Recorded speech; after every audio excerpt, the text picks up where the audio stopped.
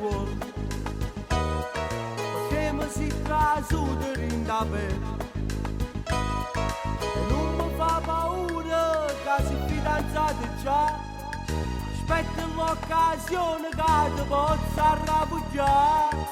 Siamo conosciuti in da palestra, il cuore mio girava pieno a gioco.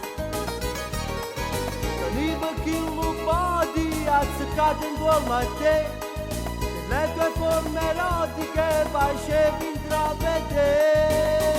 Per una guaglione come te ci vuole un tipo come me, sacci che la caccia fa non è difficile.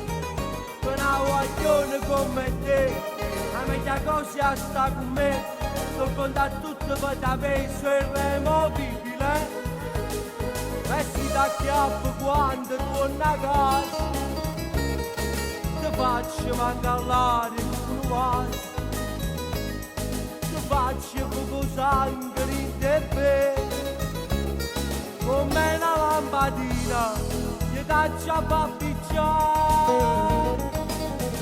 Per una guaglione come te ci vuole un maschi come me, con questa forza che tengo trasinda all'anima. Per me tu pure sienti un'attrazione, non nascondere questa emozione.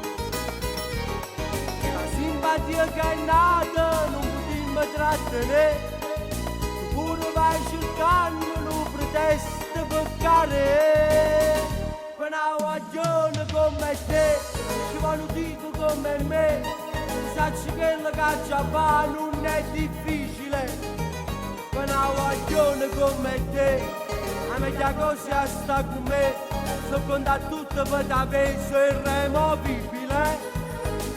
Resti da chiappo quando torna a casa, ti faccio mancare l'aria con un vaso, ti faccio poco sangue in te,